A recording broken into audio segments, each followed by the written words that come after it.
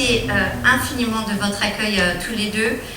Vous avez été au-delà de l'imaginable. Effectivement, je ne sais plus exactement quand est-ce que j'ai eu Philippe au téléphone la toute première fois, mais on était en train, quand j'ai eu Philippe au téléphone, on était en train de parler de nous réunir en septembre. Or, effectivement, les choses ne sont pas si simples que cela, puisque en septembre, je serai enfin repartie dans mon île, l'île Maurice, qui a levé toutes les contraintes de frontières, toutes les aberrations que nous avons pu voir ces dernières années et qui ont fait que j'ai dû réinventer aussi une vie à Paris, alors même que nous habitons l'île Maurice. Donc c'était compliqué, tout a été compliqué pour nous tous, hein. Il n'y a pas exception. Alors, il y a quelque chose qui ne va pas? Ben, ça va. C'est parfait. C'est parfait. Tout est toujours très bien. Du coup, en guise de septembre, j'ai dit peut-être que je peux me rendre disponible cette semaine. et effectivement, c'est ça qui s'est passé. Mais quand est-ce que j'ai eu Philippe au téléphone? Vendredi ou samedi? Vendredi avant. Alors c'est le 22, je pense, parce qu'on a vendu la première salle en 48 heures, la deuxième salle en 36 heures. Voilà.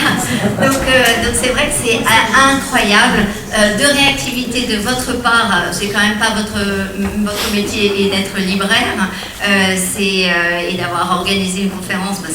Ça s'appelle l'événementiel. Normalement, c'est censé être un autre métier. Donc je crois qu'on peut les applaudir.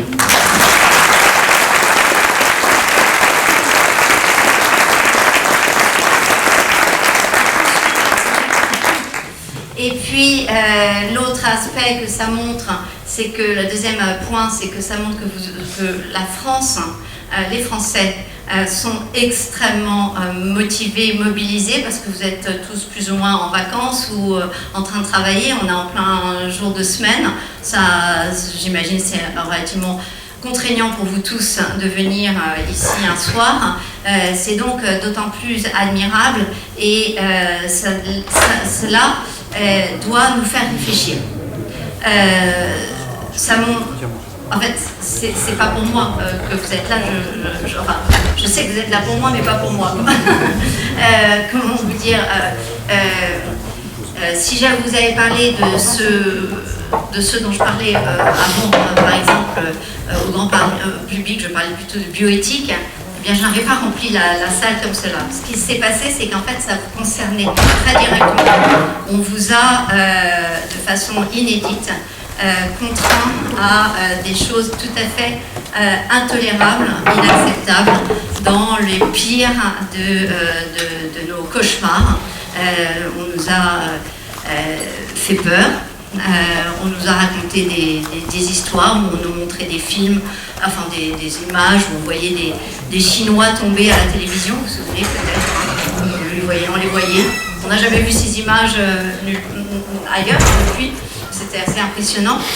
Et puis après, on vous a dit, vous voyez, à cause de ces images, il va falloir que vous soyez assignés à résidence, comme si vous étiez des coupables. Alors là, c'est quand même un peu surprenant, parce que je crois que vous n'étiez pas des voyous, vous n'aviez même pas eu le moindre jugement, et en fait, on vous a assigné à résidence en disant que vous n'aviez plus le droit de bouger. Après ça, on vous a dit, si, vous pouvez peut-être éventuellement bouger, mais alors à ce moment-là, vous mettez un masque, puis à ce moment-là, vous faites une autorisation de sortie de chez vous. Alors moi, je m'étais fait une autorisation de sortie et j'espérais un jour être arrêtée par un policier. Je n'ai pas été arrêtée, hélas. Sur l'autorisation de sortie, il y avait marqué j'avais une furieuse envie de faire pipi dehors. J'avais envie de voir. Quand le système est absurde, il faut répondre par l'absurde. Je crois que c'est quand même très très important. Je rends hommage aussi à ma chère maman qui est partie il y a un mois, qui justifie le fait que je mets moins de couleurs ces derniers temps et que je suis un petit peu plus émotive que d'habitude. Et aussi à mon cher papa qui a fait quelque chose d'assez chouette. Un jour, il était arrêté par les policiers, encore une fois, et il avait le tort de mettre le masque en dessous du menton, en porte-menton. Enfin, je veux dire, après tout, s'il a un certain âge, s'il a des problèmes, il a bien le droit de se mettre un porte-menton. Et alors, donc, effectivement, ça n'a pas plu au policier qui a dit non, le porte-menton, c'est pas possible, c'est l'oblitération de la respiration qu'il faut faire. Et à ce moment-là, il ne s'est pas laissé démonter. Il a mis bien soigneusement son masque en bandeau à cheveux. Et il a dit oh, merci, monsieur l'agent. J'avais complètement oublié. Heureusement que vous êtes là. Et là, l'agent n'a pas osé courir après mon père en se disant celui-là, il est complètement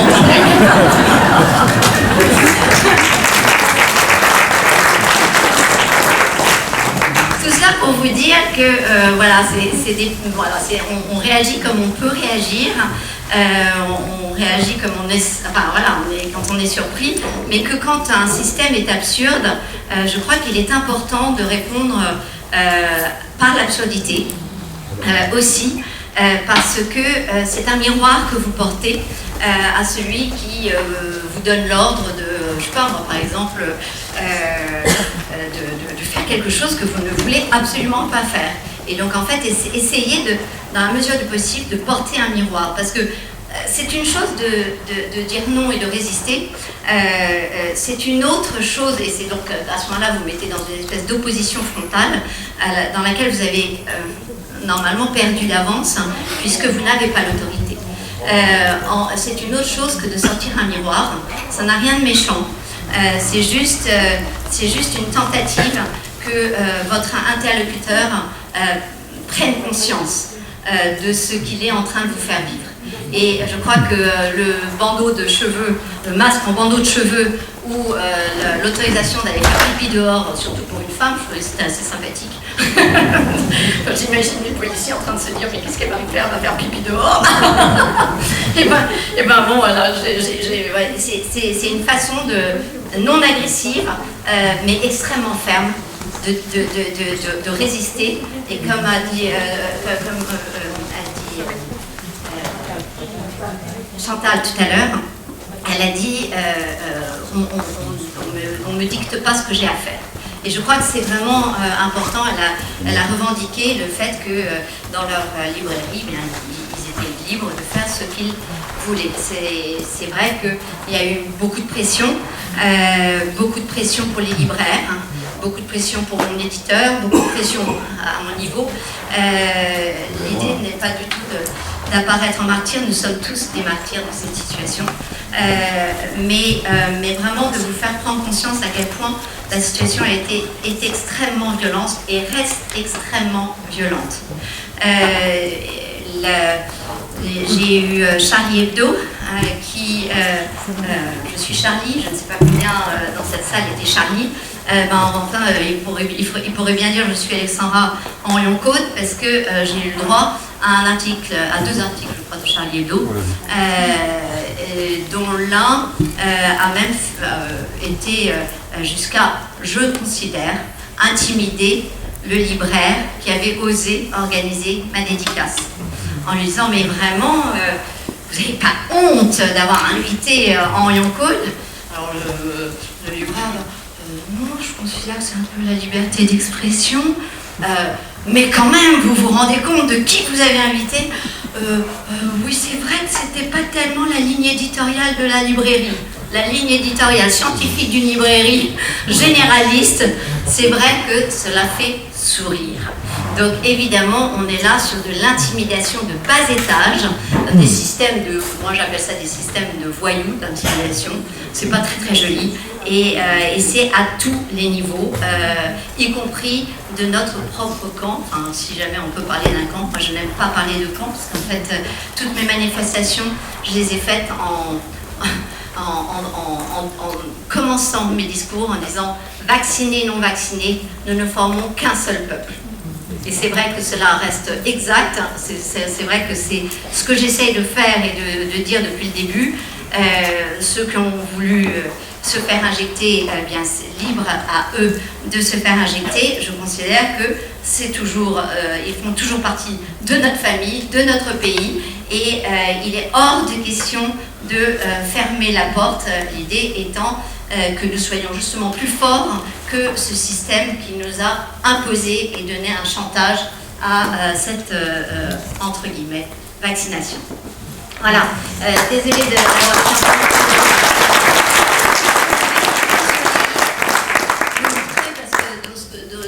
j'entendais quand même entre les lignes de ce que tu disais, Chantal, c'est qu'effectivement vous avez été intimidé vous-même de tous côtés, c'est ce que j'entends, et c'est quand même,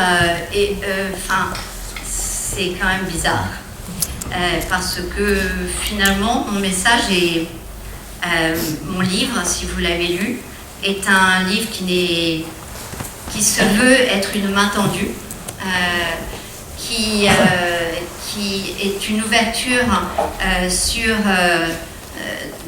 un moyen de partager ce qui est notre patrimoine génétique. C'est quand même important de se connaître soi-même. On connaît son corps, on connaît à peu près les organes dont on est fait, mais est-ce qu'on connaît notre patrimoine génétique? En général, pas vraiment, parce qu'on a entendu parler d'ADN, de chromosomes, mais pas grand-chose.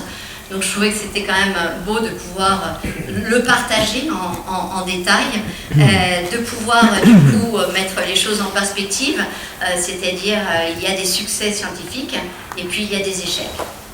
Il y a des échecs, la thérapie génique a été un échec depuis quelques années, vous en savez quelque chose à ceux qui ont donné au Téléthon pendant des années, j'imagine que vous donnez moins au Téléthon maintenant, non pas que la cause ne vous motive plus, mais véritablement parce que vous commencez à vous dire que depuis le temps qu'on nous dit qu'on va vous guérir de tout avec cette thérapie, peut-être vous usez un petit peu. Eh bien, il en va de même avec l'ARN messager, qui pendant 20 ans a été développé. Je vous rappelle qu'il faut 10 ans pour développer un vaccin. Pendant 20 ans, ils ont essayé de développer ces vaccins ARN messagers et ils n'ont pas dépassé la phase 2. Autrement dit, quand la crise Covid, entre guillemets, crise Covid, on reviendra dessus, est arrivée, nous n'avions aucune de ces ARN messagers n'avait dépassé la phase 2. Dans notre domaine, on dirait qu'en 20 ans, c'est un échec. Mais sauf que comme c'est ARN messager, on ne peut pas dire que c'est un échec. C'est forcément un succès, puisque la preuve, le monde a survécu à la plus terrible épidémie de rhume à coronavirus, de grippe. Alors bon, là c'est pour l'amour du mot que je dis ça, je suis bien consciente qu'un certain nombre de gens ont vraiment souffert du fameux Covid, certains sont effectivement partis, sont morts du Covid, mais il faut quand même rappeler que s'ils ont été traités comme cela, c'est parce qu'on ne les a pas soignés convenablement. Donc, sur ce, je vais tout de suite commencer ma présentation, si on peut juste éteindre... Ah oui, mais il est parti notre copain. Voilà, je vais pas toucher un bouton, parce que je vais faire... Donc voilà. Ce que j'aimerais partager, c'est effectivement, il y a ce que vous connaissez de moi depuis certains 3 ans, certains 1 an, quelques mois, d'autres depuis beaucoup plus d'années. Et la raison pour laquelle certains me connaissent depuis beaucoup plus d'années, c'est que ma première intervention télévisée, c'est vous voulez pas que je m'assieds dessus et puis vous faites la même chose que quand j'étais petite. C'est vachement sympa.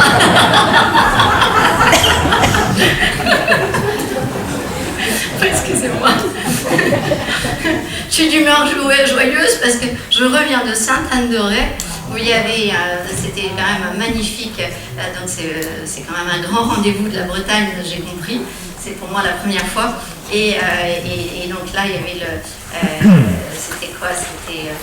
Je crois que c'était les vêpres qui commençaient ou quelque chose comme ça. Et là, on voit un avion passer et laisser derrière lui une banderole marquée D-E-S-T-I-T-U-T-I-O-N. Destitution.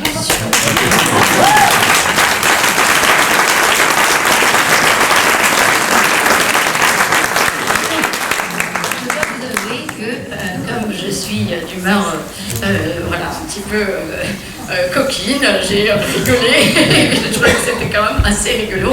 Et alors, il est passé une fois, je me suis dit, oh là, quand même, faut oser. Et puis là, ma grande joie, il est passé une deuxième fois. Donc voilà, bon, ça c'est bon ça. Et alors ça, c'est vrai que ça m'a mis de très bonne humeur.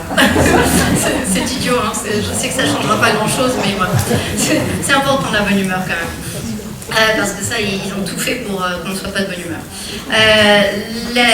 Ceux qui me connaissent depuis longtemps peuvent me connaître depuis 1997.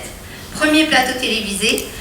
Pourquoi j'interviens sur ce plateau télévisé en 1997, l'émission de Marina Carrère d'Ancos, la matinale, je ne sais plus comment ça s'appelle, un truc télématin, je ne sais pas quoi, enfin un truc sur la santé, bref, c'était sur le clonage humain. Il y avait une certaine Brigitte Boisselier qui expliquait, qui avait travaillé à l'époque pour Air Liquide et qui expliquait qu'elle allait faire naître les premiers bébés issus de clonage humain. J'étais moi en fin de thèse et c'est vrai que j'avais pas du tout choisi d'avoir une parole publique ou pas publique, j'avais pas vraiment réfléchi à cela, mais quand j'ai été contactée pour parler du clonage, je me suis dit bah oui, ça me semble vraiment important parce que je trouve que c'est l'anéantissement de l'être humain dans tout ce qu'on aime, c'est-à-dire notamment sa diversité. La diversité, l'altérité, qui fait que bien, je suis heureuse d'être ici, mais vraiment fondamentalement heureuse d'être ici ce soir devant vous.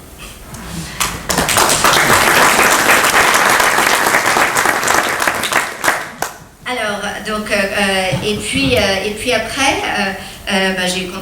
pour le coup, j'étais bien dans mon laboratoire, dans les recherches. Est-ce qu'on fait ce genre de métier pour être connu? La réponse est non. On sait très bien qu'un chercheur, ça ne gagne pas d'argent, et un chercheur, c'est pas connu en fait, parce que les chercheurs, c'est dans leur tour d'ivoire, et donc on ne fait pas ce métier pour être une rockstar.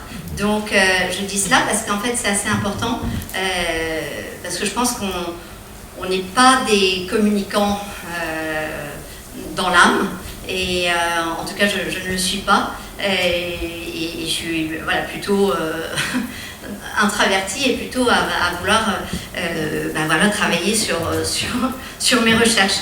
Et donc en fait ça a été quand même un des gros changements depuis 3 ans, c'est la propulsion non choisie de devenir personnage public. C'est important de vous le partager, non pas pour vous parler de moi, mais pour vous dire que là encore, comme vous, j'ai subi une situation que je n'ai pas choisie. Après, on peut toujours choisir, effectivement. La question, c'est comment vous réagissez. Une fois que, en fait, votre vidéo, votre interview est devenue virale, est-ce que vous partez vous planquer et retourner dans mon petit confort bourgeois tranquille, où je n'aurai absolument aucun ennui, ou est-ce que vous répondez présent en disant, voilà, est-ce que je reste là? Oui, je pense que la situation vaut la peine que je reste là, et donc ça a été les premières manifestations à Paris avec Sophie Tissier, le gilet jaune. On était vraiment très très peu, on était franchement on était une trentaine, hein. Et à l'époque, personne ne parlait de manifestation, anti-pass, anti-masque, etc. Et puis, en fait, qu'est-ce qu'on a fait? On a pris rendez-vous. Le samedi d'après, on y était. Et puis le samedi d'après. Et puis le samedi d'après. Et puis après, la suite, vous la connaissez, parce que c'est vous qui l'avez mise en œuvre. Vous étiez là, vous avez manifesté contre l'intolérable, l'insupportable. Et je crois que vous avez eu raison, parce que pendant ce temps, certes, les médias ne parlaient pas de nous, encore une fois, mais qu'importe, parce qu'en revanche, vos voisins regardaient avec des yeux ronds, en train de se dire, tiens, qu'est-ce qui se passe? Et ça a fait réfléchir beaucoup de personnes. Et j'en veux pour preuve le succès, finalement, d'arriver dans une ville, de dire, il y a une conférence dans 2 jours, paf, plein. Une autre conférence, paf, plein. Donc voilà, c'est ça que ça veut dire, c'est que l'être humain, le français, reste motivé, mobilisé, donc ayez confiance, nouez des relations entre vous.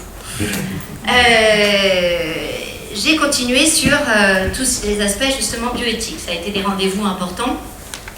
Et finalement, c'est vrai que lorsque j'ai insisté sur le fait que l'ARN messager modifiait notre patrimoine génétique, c'était pas faute d'avoir alerté dans le temps.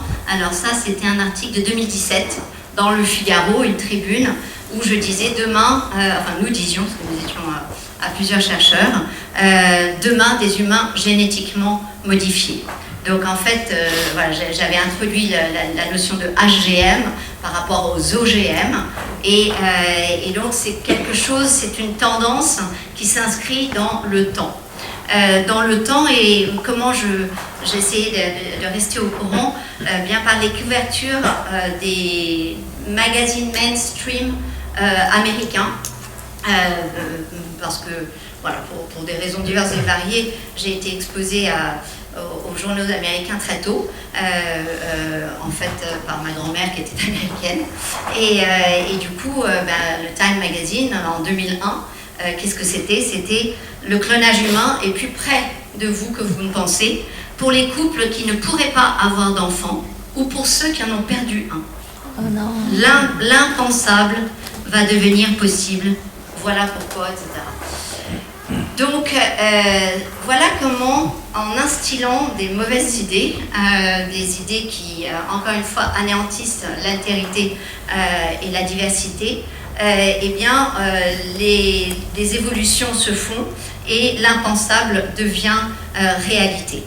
Alors, les apprentis sorciers, c'était pour moi un moyen de parler plus facilement aux vaccinés, notamment, tous ces injectés, parce qu'ils avaient le droit de savoir ce qu'ils ont reçu. Et c'est pour ça qu'on a fait cette campagne, parce que vous avez le droit de savoir, êtes-vous prêts?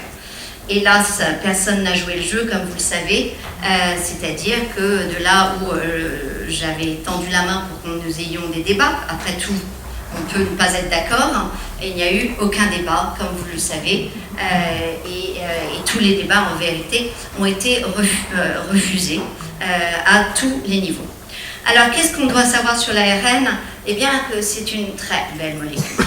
C'est une molécule de lien qui nous met en lien les uns avec les autres, de génération en génération, mais qui nous met aussi en lien avec tout notre entourage, avec les bactéries, avec ce que nous mangeons.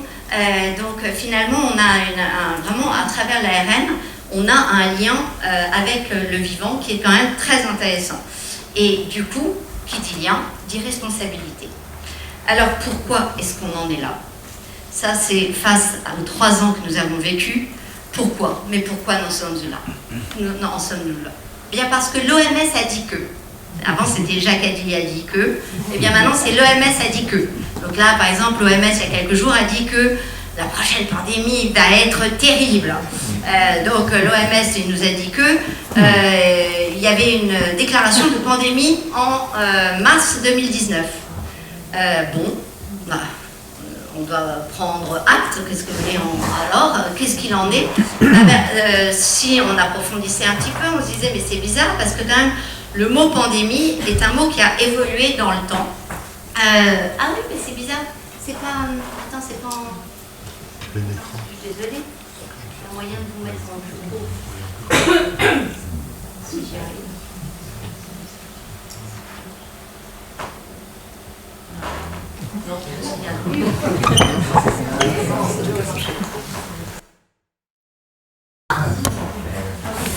Sur fond de changement, pourtant critiqué par un chercheur qui est quand même qui a vraiment pignon sur rue et qui a été formidable pendant toute cette crise, Peter Doshi, eh bien, vous voyez qu'entre 99, 2005, 2009, nous avons le contexte de déclarer une pandémie qui évolue dans le temps. Et alors je suis désolée, ça c'est les problèmes d'incompatibilité Mac-PC. Cela vous montre qu'il y a en 1999 une notion de morbidité et de mortalité grave. Donc à ce moment-là, on déclare une pandémie. Ce qui fait que le mot pandémie, dans notre imaginaire à tous, est un mot qui fait peur. Parce qu'on se dit, ah, pandémie, donc c'est du sérieux, c'est du lourd, c'est du grave.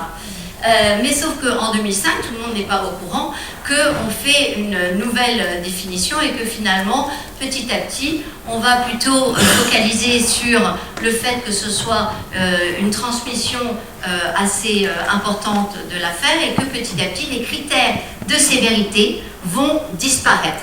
Donc, autrement dit, une pandémie, c'est une pandémie, par exemple, un rhume peut nécessiter de déclarer une pandémie.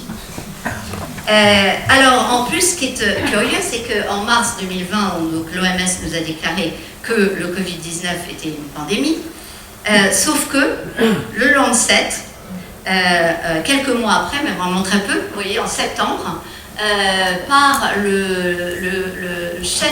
l'éditeur en chef du Lancet, nous déclare en titre que le Covid-19 n'est pas une pandémie. C'est assez intéressant hein, quand même parce que évidemment il a peu été cité cet article et que finalement ce que j'avais trouvé intéressant dans cet article c'est que quel que soit le traitement aussi efficace soit-il ou protectif comme un vaccin, la poursuite d'une solution biomédicale au Covid-19 va échouer. Alors, vous dites, c'est quand même intéressant. Alors, donc, en fait, quel que soit le traitement, ça échoue. Mais oui, parce qu'en fait, il vous explique que le Covid-19 est une syndémie qui souligne ses origines sociales. Alors là, voilà qui devient de moins en moins biologique, de plus en plus sociologique, et c'est quelque chose auquel nous ne sommes pas très habitués. Mais c'est quand même vraiment intéressant parce que c'était dans le Lancet en 2020, septembre 2020. Alors qu'est-ce qu'il veut dire par origine sociale? Bien là j'ai pris dans l'actualité en mars 2023 le journal de Montréal qui explique que pas moins de 40% des Canadiens auraient adopté de mauvaises habitudes de vie durant la pandémie selon une récente étude. Ah, alors là vous dites, eh ben, ça c'est quand même terrible, donc on nous dit qu'il faut se confiner, alors on fait tout bien, que tout le monde se vaccine, enfin entre guillemets on fait tout bien, hein. En tout cas on fait ce qu'ils nous ont dit de faire, et puis en fait on voit qu'on adopte des mauvaises habitudes et on va plus loin, quotidien du médecin, les progrès sanitaires ont été sapés par la pandémie, dit le rapport annuel de l'OMS qui appelle à un sursaut, en expliquant que les progrès notables de santé mondiale obtenus depuis le début du millénaire ont nettement diminué et se sont écroulés. Donc, autrement dit, quand on fait ce qu'ils nous disent qu'il faut faire, on constate que les progrès sanitaires deviennent catastrophiques et que la santé mondiale s'explose. Alors, je vais aller plus loin, je me suis dit, qu'est-ce que dit le monde? Eh bien, le monde n'est pas en reste, puisque en juillet 2023, cet article avec cette jolie peinture de Van Gogh nous explique que malgré la fin officielle de la crise du Covid-19, donc moi je croyais que tout allait bien puisqu'ils avaient vacciné tout le monde et qu'on nous avait expliqué que tout était formidable, une lassitude générale perdure.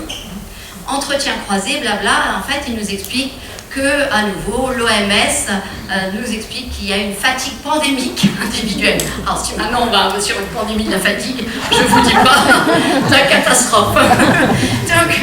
Donc ce syndrome de fatigue post-pandémique, eh bien, c'est que des jeunes, et notamment les 25-30, je crois que c'était 25-30 ans dans le livre, je ne sais pas exactement ça, mais 20-35 ans, je ne sais plus exactement, pardonnez-moi, on va dire 20-35 ans, en fait découvrent que leur vie pourrait être autre chose et donc en fait sont dans une espèce de fatigue.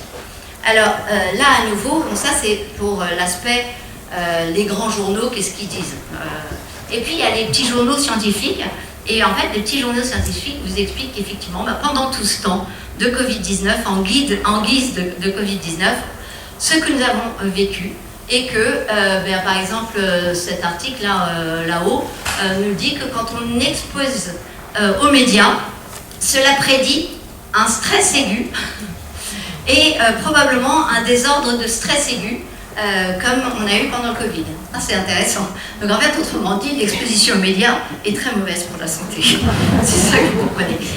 Et puis, vous allez, voilà, il y a plein d'articles, vous voyez, qui sont de tous côtés, les dimensions post-traumatiques qui font évoluer les relations entre l'identité nationale et les relations entre jeunes adultes. Donc il y a vraiment un remaniement très important des relations au niveau de la jeunesse.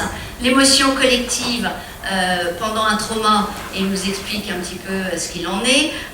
Voilà, tous ces articles. Et puis le fait qu'il y a pourtant eu des choses intéressantes dans ce contexte.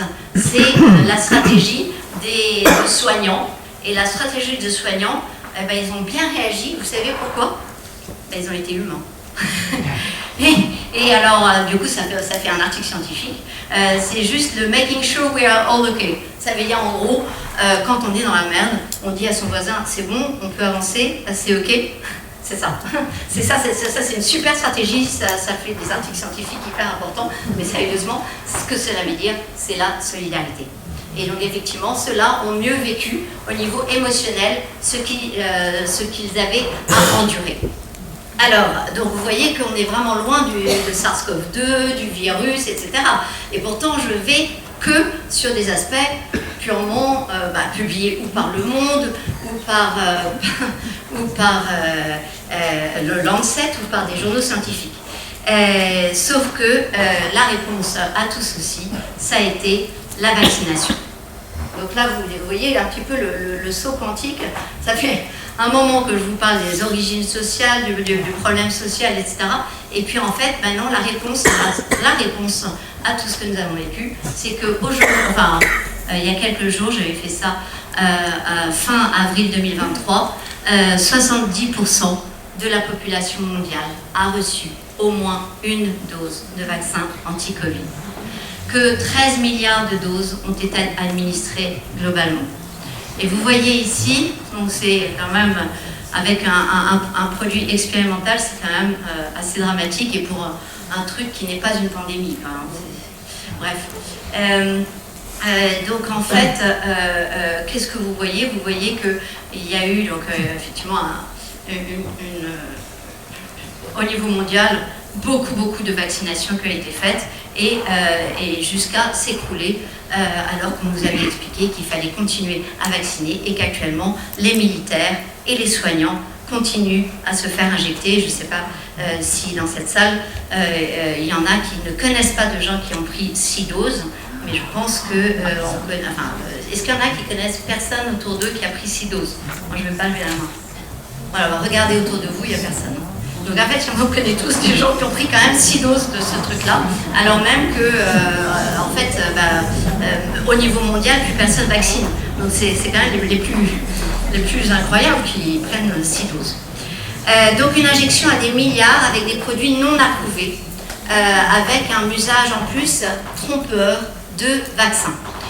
Très tôt, c'était en novembre ou décembre 2020, je suis intervenue à la Commission des affaires sociales du Sénat et je leur ai dit que l'essentiel du problème du Covid, c'était que c'était une crise avec des termes qui étaient mal nommés. Donc un vaccin qui n'est pas un vaccin, une pandémie qui n'est pas une pandémie, sauf que tout le monde imagine pandémie grave, mais oui, mais c'était pas grave.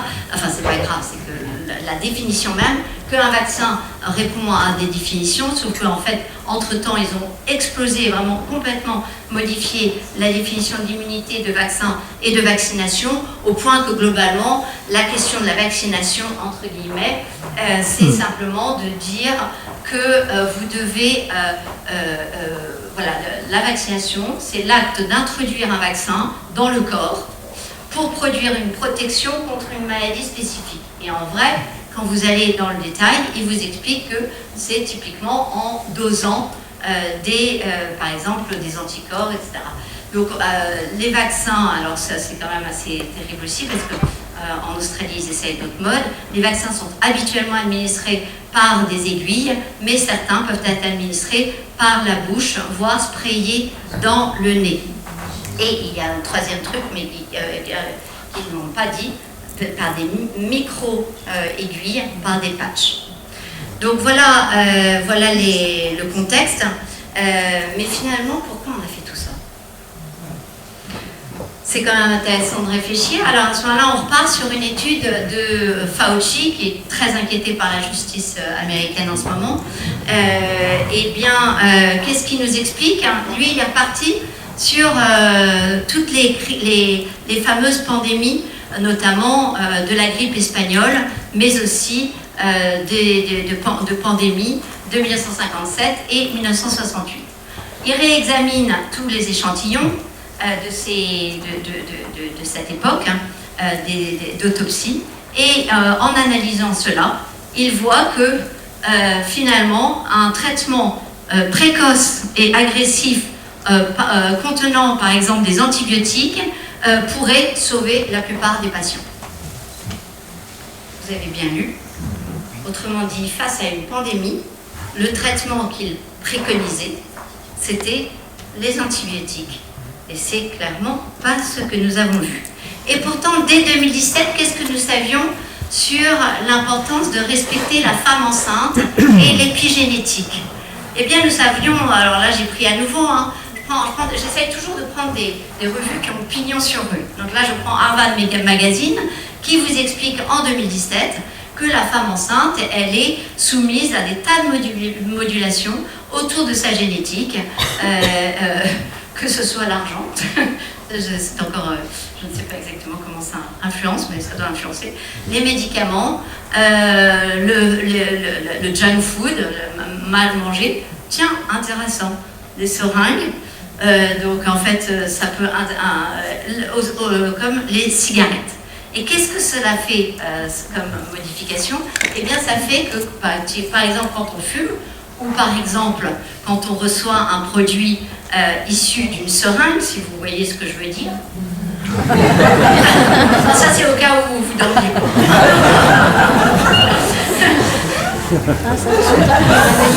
C'est pas ce qu'il y a dans la seringue. Eh bien, la femme, et puis c'est aussi pour détendre l'atmosphère, parce que c'est tout à fait catastrophique. Vous voyez que le petit bébé, son petit bébé rouge, est en cours de développement. Donc si elle reçoit le contenu de la seringue, eh bien ça va influencer le petit bébé, et en particulier les petites choses bleues qu'elle a dedans. Et par exemple, c'est les petits ovaires en développement, qui du coup vont effectivement, quand le petit bébé rouge va grandir et va devenir lui-même une maman, eh bien ça va influencer le petit bébé bleu qui est issu des cellules qui ont été développées pendant la grossesse de la maman blanche jusqu'à arriver à une maman bleue. Qu'est-ce que je viens de vous démontrer? Je viens de vous démontrer que ça fait très longtemps qu'on sait que toutes ces modulations épigénétiques, donc de modification de notre patrimoine génétique, elles passent de génération en génération. Et que du coup, ce que nous venons de vivre, nous n'avons pas terminé d'en payer les prix. Pourtant, dès 2019, qu'est-ce qui se passait? Eh bien, j'ai repris un certain nombre d'études du NIH, par exemple. Et le NIH, qu'est-ce qu'il publiait? Il disait que ça, c'est quand même incroyable. L'OMS avait dit pandémie en mars 2020, sauf que en décembre 2019, on retrouve des anticorps anti-SARS-CoV-2. Ah, mais je croyais que c'était qu'en mars que c'était sorti ce truc-là. Alors, on continue, on va en France. En France, on fait une étude tout à fait sérieuse dans l'European Journal of Epidemiology, des cohortes Constance. Ils reprennent un petit peu et ils disent « Ah, mais ça, c'est incroyable. On a la preuve d'une circulation précoce de SARS-CoV-2 qui est cohérente en plus avec les symptômes. Donc non seulement ils avaient les anticorps, mais ils avaient aussi les symptômes, et ils identifient que cela était identifié dès novembre 2019. Novembre, ça veut dire qu'il y a eu tout un hiver avec SARS-CoV-2 et tout le monde, toute la France n'est pas morte. Et non, et nous pouvons aller de pays en pays. Italie, dès 2019, septembre, cette fois on remonte dans le temps, présence des anticorps SARS-CoV-2 dans 11% de patients. Donc ils reprennent des patients qui étaient suspectés d'avoir un cancer du poumon, ils regardent et ils trouvent du SARS-CoV-2. Donc 11%, c'est beaucoup quand même, 11% de cette fameuse cohorte suspectée d'avoir un cancer du poumon. Et puis vous pouvez continuer en disant, alors on va utiliser une autre technique, hein. Peut-être votre technique des anticorps, ça ne marche pas, encore que c'est cohérent avec les symptômes. Alors à ce moment-là, on va prendre les eaux usées. Ah, très bien, mais les eaux usées, qu'est-ce qu'on s'aperçoit? C'est qu'elles étaient positives en novembre 2019. Et là, vous continuez, novembre, au Brésil. Ça ressemble quand même à une pandémie, cette affaire. SARS-CoV-2 positivité en mars 2019, vous avez bien vu, détecté à nouveau dans les eaux usées dès mars 2019, un an auparavant. Pourquoi nous ne sommes pas tous morts entre mars 2019 et mars 2020? Qu'avons-nous fait? Est-ce qu'on était des surhommes ou autres? Eh bien non, tout simplement, vous le savez.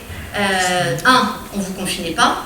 2, on ne vous faisait pas peur tout le temps par des médias à longueur de temps. 3, on vous soignait. Quand vous étiez malade, on vous soignait. Autrement dit, quand vous aviez l'air de ne pas aller bien, etc., on vous laissait prendre des médicaments. On ne vous disait pas prenez du Doliprane. Voilà. Et c'est toute la différence qui fait que, effectivement, nous avons ici, je viens de vous montrer en brossant rapidement, le fait que dans différents pays, que ce soit Espagne, Italie, France, Brésil, États-Unis, nous avions du SARS-CoV-2 qui circulait, et qui circulait de façon non négligeable, et qui pour autant n'a pas déclenché une mort de la population mondiale. Non, c'est quand même à peu près ça qu'ils nous disent. Hein. C'est pour ça que c'est un succès la vaccination, c'est parce que ça a empêché tout le monde de mourir. Et pourtant, on continue, début 2022. Qu'est-ce qu'on sait en début 2022? Eh bien, il y a un interview assez dérangeant et spectaculaire du patron de Pfizer qui vous explique en mars 2022, après avoir vacciné déjà une grande partie de la population mondiale, la technologie ARN messager n'a jamais délivré un seul produit. Alors quand vous avez pris déjà 3 ou 4 doses, là, vous dites ça devient sport cette affaire. Parce que tous les médecins, ils m'ont expliqué que c'était archi-maîtrisé, que ça faisait des années qu'on connaissait cette technologie et que c'était maîtrisé. Et que Orion Code, elle vous disait que n'importe quoi. Donc il y a Orion Code et Bourla qui vous dit aussi n'importe quoi. Donc monsieur Bourla, il nous dit aussi, j'ai été surpris quand ils m'ont suggéré qu'ils allaient faire de l'ARN messager, parce que effectivement, comme ça avait été un échec jusqu'à présent, c'était surprenant. Voilà un petit peu, et puis là, c'était juste pour vous rappeler que effectivement, quand un vaccin est développé de façon extrêmement rapide dans le passé, c'était 10 ans au mieux, mais que ça pouvait, tous les autres vaccins ont été développés dans des temps encore plus longs que 10 ans, parce que c'est le temps de l'expérimentation, de vérifier ce que ça fait chez les uns, chez les autres, et de toute façon, on n'a jamais suffisamment vérifié, me semble-t-il. Surtout quand vous connaissez maintenant les modulations épigénétiques que je viens de vous décrire. Alors on continue, Nature Reviews. Alors pour nous, Nature Reviews, c'est la Bible, hein, c'est Net Plus Ultra. C'est fantastique. Novembre 2022, donc il n'y a quand même pas si longtemps que ça. Qu'est-ce qu'elle nous dit, cette brave dame qui, en fait, n'est autre que alors, quand je dis brave, évidemment, c'est de l'humour, hein, parce qu'on m'a déjà fait le coup avec Fauci, en disant, elle a dit merci Fauci, évidemment, c'est de l'humour, hein, c'est du second degré. Donc, cette brave dame, je ne connais pas, donc je ne sais pas si elle est brave, en tout cas, elle est effrayante, parce qu'avec un sourire, elle vous dit en novembre 2022, oh, les vaccins Covid, bien en fait nous pilotions un avion pendant que nous étions en train de le construire. Là c'est pareil, si vous avez pris 4 doses, 5 doses ou 3 doses, vous n'êtes pas hyper à l'aise quoi. Vous dites, j'ai quand même l'impression qu'on s'est un peu fichu de moi quand même, hein, parce que quand même c'est quand même un peu dérangeant. Donc j'ai demandé à des copains pilotes ce que ça voulait dire. Ah oui, parce que moi je suis pas pilote, hein, donc moi je vérifie toujours. Je me suis dit, parce que moi ça me terrifie quoi, quand je lis ça, je suis terrifiée. Alors ils m'ont dit, ah ben non, parce que nous quand on fait des tests d'un avion, évidemment, il est fini. Hein. Et en général, oui, je sais, ça semble logique, hein, mais bon, j'ai voulu vérifier quand même. Et donc, normalement, c'est fini. Et en général, ça se termine toujours mal, me disent-ils, parce qu'ils m'ont cité deux numéros d'avion dont je ne me souviendrai pas. Et en fait, les deux avions, accident, les deux fois. Bon, ça ne veut pas dire que... Voilà, mais voilà. Donc, voilà un petit peu, voilà le contexte international et national dans lequel on évolue. Alors évidemment que dans ce contexte-là, mon livre dérange. Parce que mon livre reprend leurs propres contradictions, reprend tout ce genre de choses en prenant le miroir et en disant « On n'a pas un problème là, Roger ?» Voilà. Et donc effectivement, tout cela pour dire que quand la pandémie a été déclarée en 2020, aucun ARN messager n'avait jamais été approuvé au niveau mondial pour aucune maladie, contrairement à ce qu'on vous a dit, et que toutes les tentatives avaient échoué puisque nous n'avions jamais dépassé la phase 2. Autrement dit, nous sommes en train de vivre depuis 2 ans le plus grand scandale de santé avec un usage massif de produits inconnus. Alors, ça vaut le coup de prendre quelques coups, n'est-ce pas Chantal et Philippe? Parce qu'effectivement, où on retourne dans notre petit confort bourgeois sans avoir de problème, en se disant on met les pieds sous la couette et puis on fait l'autruche et puis ça va bien se passer parce que nous ça va, on n'est pas trop emmerdés, on va pas prendre le vaccin, donc nous on a compris le truc, où on l'ouvre et là on se prend des tombereaux d'injures, des tombereaux d'insultes, des tombereaux d'attaques, mais franchement, je pense que ça vaut le coup.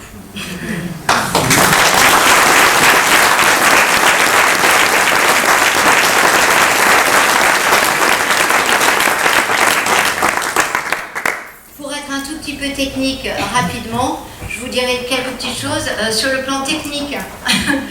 Je sais qu'il ne faut pas parler d'Amazon ici, mais enfin, on peut en parler quand même de temps en temps, parce qu'il y a des choses qui me font plaisir, et puis d'autres moins. Dans les meilleures ventes de livres en 2023 en France, toutes catégories confondues, vous avez un livre en numéro 2 qui n'a jamais fait l'objet que d'un seul plateau télévisé, et encore sur un média décrié, qui est le média CNews, qui a osé m'inviter une seule fois, et pourtant numéro 2. Donc effectivement, il y a une cohérence. Il y a une cohérence en fait. Si vous êtes hyper motivé là, que ce livre, alors qu'il a eu aucune pub, bien le contraire même, et qu'il est numéro 2, cela veut dire que vous avez beau faire planquer la lumière, elle finit toujours par sortir. Donc ça c'est quand même rassurant en se disant, voilà, et donc après le problème c'est en combien de temps ça va sortir, combien de temps ils vont réussir à le planquer, et puis il y a aussi un petit autre problème, c'est le premier. Bon, enfin, je veux pas critiquer, mais je ne l'ai pas lu, hein. Mais bon, c'est quand même le Prince Harry en premier, donc ça me fait mal. Voilà, alors je m'en suis pris plein la gueule par l'Express qui m'a expliqué que le Lancet que je citais dans mon journal, donc au niveau scientifique, j'ai vraiment, on peut dire, je n'ai eu aucune critique scientifique, mais il y a quand même une journaliste qui a pensé il fallait m'allumer, et alors c'est intéressant parce que je préfère vous le montrer, elle m'a allumé sur cet article-là, d'une cohorte de Suède qui reprend un petit peu l'état de la vaccination au niveau risque infectieux, hospitalisation et mort jusqu'à 9 mois après la 2e dose de vaccination. Et évidemment, si vous lisez l'article, tout va très bien, Madame la Marquise. Mais sauf qu'un scientifique n'est pas censé que lire les articles, mais aussi regarder les figures. Et alors, évidemment, il y a forcément, quand vous voyez efficacité vaccinale en pourcentage et qu'au bout de 9 mois, enfin au bout de 8 mois en vérité, vous voyez que c'est négatif, ça encore, on peut dire, Roger, il y a un gros problème. Ça veut dire qu'effectivement, non seulement il y a 0% d'efficacité, vous savez, on est parti de 90%, c'était mirobolant, donc non seulement donc il n'y a plus aucune efficacité, mais en plus, il y a une négativité qui évidemment pose problème parce que cela veut dire que ça abîme votre système immunitaire. On vous a dit que l'ARN messager était rapidement dégradé. Eh bien, pourquoi j'ai mis on-off, on-off? C'est parce que, pareil, Roger, où est le bouton off de cette dégradation? Parce qu'on nous a expliqué que c'était dégradé, sauf que quand on regarde avec différentes études, l'ARN messager est toujours présent 28 jours, 2 mois après. La spike est toujours présente 1 an après cette vaccination. Donc oui, cela pose un problème parce que nous ne savons pas quand est-ce que cela s'arrête, sachant que les doses, et j'aimerais quand même aussi rassurer ceux qui ont pris plusieurs doses, vous savez très bien, il y a eu maintenant une étude dans l'European Journal of Clinical Investigation, si je ne m'abuse, qui dit que les doses ne sont pas pareilles. Donc il y a effectivement des doses, des lots qui sont assortis à pas mal de morts ou d'effets secondaires, et puis d'autres beaucoup moins. Donc en fait, ceux qui vous expliquent qu'on peut tout prédire dans un sens comme dans l'autre, ils vous mentent très clairement, parce qu'en fait, on ne sait pas. L'autre aspect, l'ARN messager, va rester dans le muscle. Pas de souci. Pas de souci, sauf qu'on l'a retrouvé dans les cellules, donc dans ce qu'on appelle les lignées germinales, donc spermatozoïdes, testicules et ovaires. On l'a retrouvé dans la circulation sanguine, on l'a retrouvé dans le cerveau, on l'a retrouvé dans le lait maternel. Et là, vous vous dites, mon Dieu, pourquoi ont-ils fait cela? ARN messager ne peut pas aller dans le noyau de vos cellules. Ah oui, sauf que ce que nous voyons ici, l'article, nos translocations nucléaires de l'ARN messager spike et de la protéine en tant que nouvelle caractéristique de SARS-CoV-2. Autrement dit, oui, cela d'habitude n'était pas quelque chose de fréquent de pouvoir retrouver de l'ARN messager directement dans le noyau, sauf que c'est une caractéristique, encore une fois, de ce SARS-CoV-2. L'ARN messager ne peut pas intégrer votre génome, sauf que des études ont pu montrer, alors très tôt on a su ça, c'est très tôt on s'est rendu compte que l'ARN de SARS-CoV-2 était capable d'intégrer, c'est marqué comme ça, dans le génome de cellules humaines en culture et pouvait être exprimé dans différents tissus. Autrement dit cela, ça a montré qu'on savait très vite, très tôt, que l'ARN de SARS-CoV-2 pouvait être intégré dans le génome.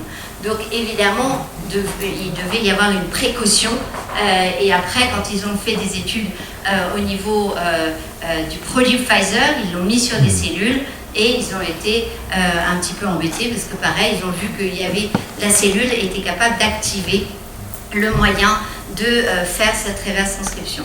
Donc, alors voilà, ça c'est juste pour citer quelques études, donc on voit bien qu'il y a un problème, et puis il y a d'autres problèmes. Et il y a d'autres problèmes, c'est que quand on prend la liste des événements adverses des vaccins chez Pfizer, dans les rapports d'expérience marketing, on s'aperçoit qu'il y a donc une liste de 1291, je crois, maladies, et la première des maladies est un syndrome de délétion d'un chromosome. Alors là, vous dites, c'est embêtant quand même, ça veut dire quoi? Eh bien, ça veut dire que du coup, j'ai repris toutes les maladies de cette liste et que j'ai été quand même désagréablement surprise par le fait qu'il y avait 90 maladies génétiques dans cette liste de 1291 maladies. 90 maladies génétiques, je n'ai toujours pas d'explication. Pfizer doit nous les donner et à défaut, tous les médecins qui ont injecté les uns et les autres. Les médecins nous ont dit, mais tout va bien, ça ne va pas impacter votre mitochondrie. ça n'est pas le cas du tout. Alors la mitochondrie, c'est quoi? C'est très embêtant, parce qu'en fait, la mitochondrie, c'est vraiment la petite structure qui vous dispense notamment votre énergie. Et puis aussi qui décide du vieillissement, etc. Donc c'est vrai que savoir que ces vaccins touchent à la mitochondrie, ça veut dire que ça peut augmenter des processus de vieillissement, accélérer les processus de vieillissement et s'accompagner de fatigue par le fait même qu'il y a une altération de la mitochondrie. On vous a dit que ça ne pouvait pas, c'était anticipé pour ne pas impacter votre épigénétique, mais là pareil, en fait assez tôt, on a eu des études qui montraient que cela pouvait réactiver des vieilles séquences de virus dans votre génome et que donc évidemment ça a impacté votre épigénétique. Voilà un petit peu toutes les choses quand même très dramatiques de cette expérience inédite. Je passe sur la sphaïcopathie. C'était une hypothèse que j'avais faite en novembre 2021 en disant mais finalement il est possible que une partie des désordres soit liée à la protéine spike qu'on nous fait exprimer. Et puis, eh bien, qu'est-ce qu'ils ont fait en janvier 2023? Ils ont fait une étude qui était quand même très intéressante, où ils ont récupéré des patients qui étaient hospitalisés avec myocardite, des jeunes patients, et chez eux, ils ont trouvé de la protéine spike circulante, alors que leur contrôle n'avait pas cette protéine spike circulante. Voilà pourquoi il y a beaucoup à faire pour pouvoir essayer d'aider toutes les victimes, pour essayer d'identifier la cause de leurs troubles. Est-ce que c'est la protéine spike? Est-ce que c'est les anticorps qu'ils ont produits? Est-ce que c'est des contaminants dans le vaccin, c'est l'eau, etc., etc. Il y a quand même beaucoup de questions à résoudre et très peu de réponses. Et quel est le contexte? Là, j'ai pris juste, ce coup-ci, j'ai pris le Figaro en me disant je vais taper ARN messager pour voir un petit peu ce qu'il publie. Donc janvier 2023, mars 2023, juillet 2023, mars 2023. En gros, qu'est-ce que vous voyez? Vous voyez que, alors là, c'est plus Pfizer, c'est Moderna, mais enfin bon, Moderna, Pfizer, vous avez compris, c'est à peu près blanc bonnet, bonnet blanc. Eh bien, en tout cas, je n'ai pas bien identifié la différence à part en taille d'entreprise, hein, évidemment. Mais n'empêche que, qu'est-ce que vous voyez? Vous voyez que Moderna est quand même présenté de façon relativement factuelle, positive, prêt à sortir un vaccin contre la bronchiolite. Alors ça m'inquiète. Ça m'inquiète parce qu'évidemment la bronchiolite, chaque année on a le coût des épidémies de bronchiolite, hein, on le sait.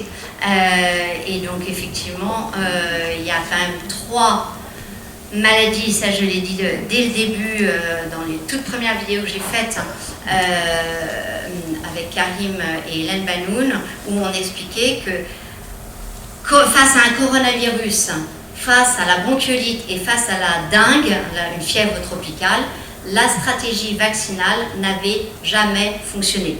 Donc il ne faut même pas aller sur est-ce que c'est ARN messager ou pas ARN messager. Ce sont des maladies sur lesquelles on a eu des échecs répétés, des tentatives vaccinales. Je redis, coronavirus, bronchiolite et fièvre dengue. Comme ça, au moins, on met les choses sur les i. Alors, nous sortir en plus d'un ARN messager, évidemment, il n'y a qu'un pas. En plus, c'est facile de faire peur sur la bronchiolite, parce qu'effectivement, un petit bébé qui est atteint de bronchiolite, c'est vrai que c'est très impressionnant. Forcément, les parents peuvent être paniqués et vouloir vacciner pour protéger, en pensant vacciner. Donc il y a des stratégies de prix, vous voyez, Moderna défend le bon du prix de ces vaccins, parce que ça c'est quand même aussi mis dans mon livre, c'est incroyable. Signe un accord avec la Chine pour y produire des médicaments ARN messagers, voilà, qui est entre guillemets rassurant.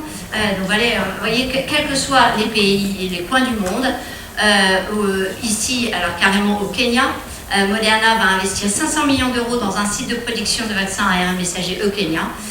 Vous voyez que quel que soit l'endroit, leur état au développement d'ARN messager, en dépit du fait que cela a été un échec pendant 20 ans de développement, et cette stratégie face au coronavirus, je pense que vous avez compris, en tout cas ceux qui ont été vaccinés et qui se sont chopés le Covid après, ont compris que ça ne marchait pas, à défaut de comprendre qu'éventuellement il y avait un lien entre, maintenant c'est un article dans Science, un lien entre l'ARN messager et les thromboses et les AVC et les troubles neurologiques que les uns et les autres avaient. Donc normalement, les mentalités devraient commencer à un petit peu évoluer.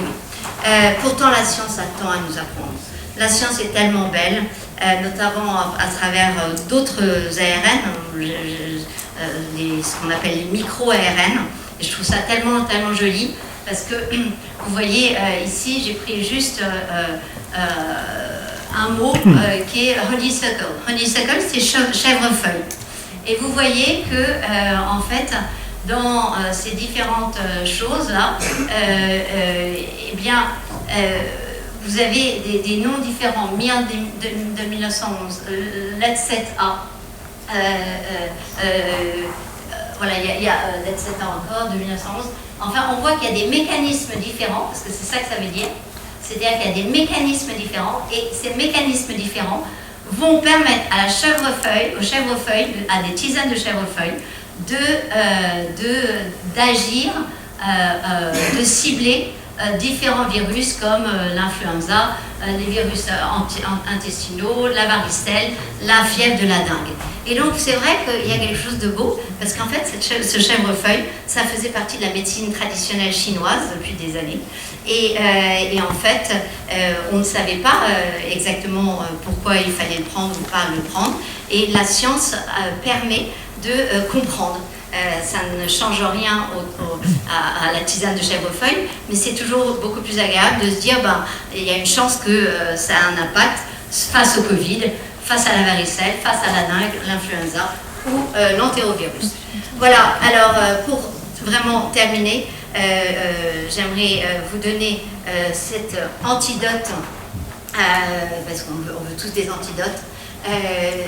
L'antidote d'un médecin qui a beaucoup réfléchi sur le régime totalitaire et notamment sur le communisme, Theodore Dalrymple, qui dit « Quand les individus sont forcés de rester silencieux alors qu'on leur raconte des mensonges évidents, les plus évidents, ou pire, quand ils sont forcés de répéter ces mensonges eux-mêmes, alors ils perdent une fois pour toutes leur sens de la probité. » Et si vous n'avez toujours pas compris, j'aime beaucoup cette image. C'est une très jolie peinture qui représente un monsieur avec des jolies boucles rousses qui se gratte la tête en réfléchissant s'il va se prendre cette chose, on va dire un ARN messager, je prends ou je prends pas.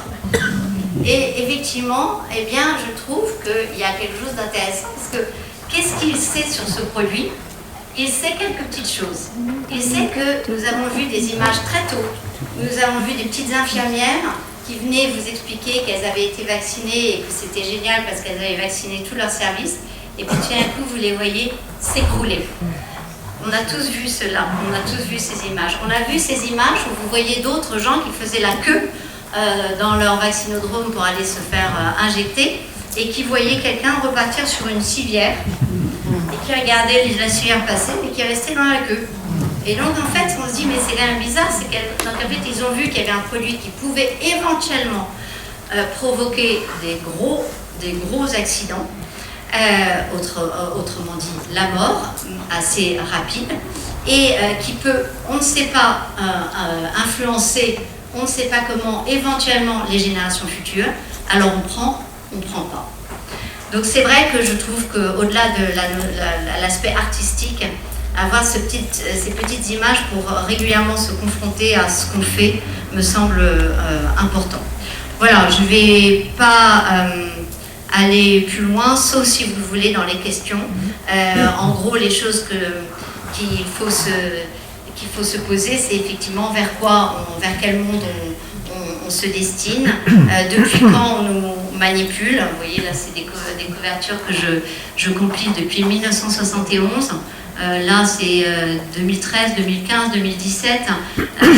Ça fait des années que je regarde cette évolution parce que je veux comprendre vers quoi les progrès de la médecine ou de la science sont en progrès. En tout cas, les connaissances sont utilisées pour générer des peurs ou des évolutions dans la société. C'est évidemment fondamental de bien comprendre où on va pour savoir mettre le pied dans la porte et dire non.